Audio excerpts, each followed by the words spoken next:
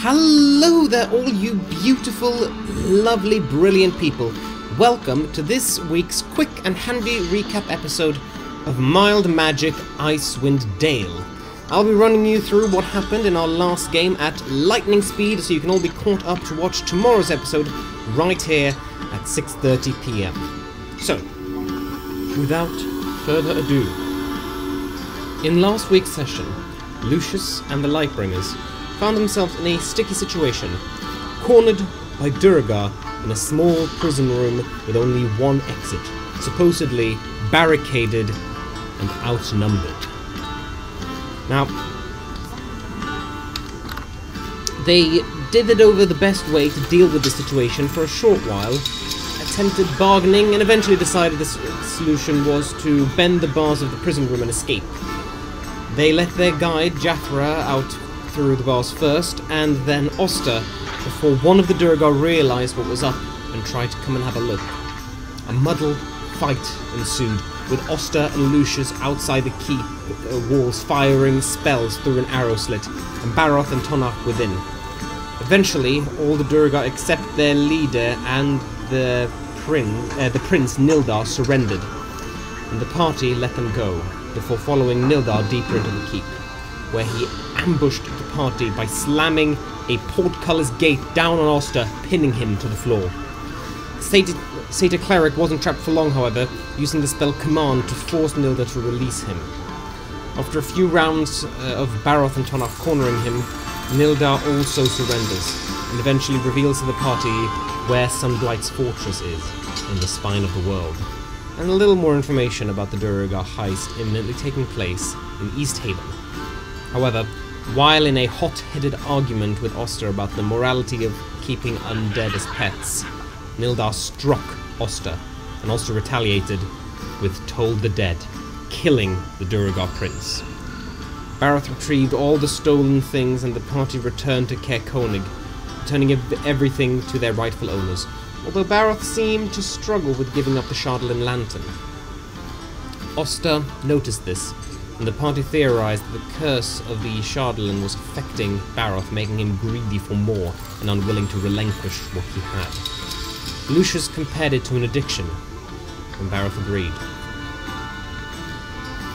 From there, the party discussed how Oster had killed Nildar, and the cleric revealed how uncomfortable he had been with committing what had to him felt more like a murder than any other violent incident he had taken part in.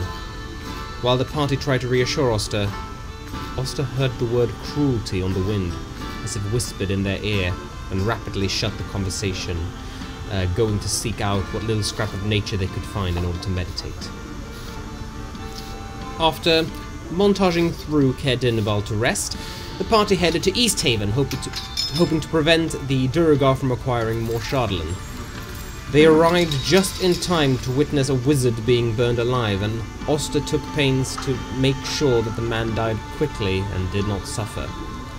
Here they met Arlagath, the captain of the guard, who explained that the wizard being burned was one of 4 members of the Arcane Brotherhood, a wizardly crime syndicate from the south, who had been causing trouble in Icewind Dale.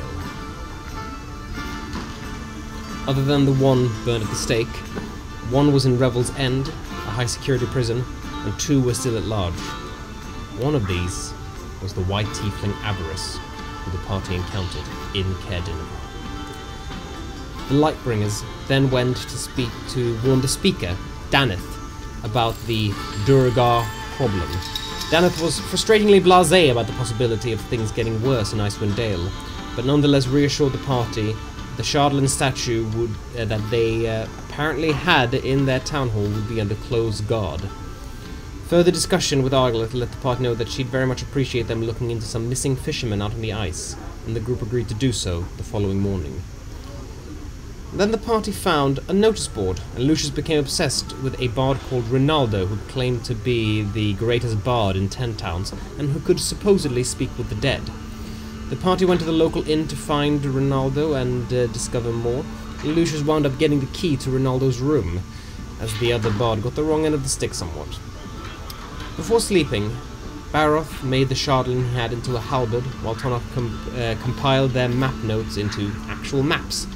And in the other room, Oster and Lucius had a conversation about ghosts, family, Ronaldo, and Oster's hearing the wind whispering cruelty to them the day before. The next day, the party set out bright and early onto the ice to look for the missing fisherfolk, finding little until they chanced upon some footprints that led towards a series of caves. But they didn't have much time to explore these caves before a luring song almost seduced them into a trance. Realizing this song came from two vicious harpies ready to attack. And that is where we'll pick up tomorrow at 6:30 British Standard Time. Thank you so much, Izzy, for writing this brilliant little recap. Really appreciate it. And thank you to everyone watching. And of course, we hope to see you all there tomorrow night, 6:30. Take care. Bye-bye.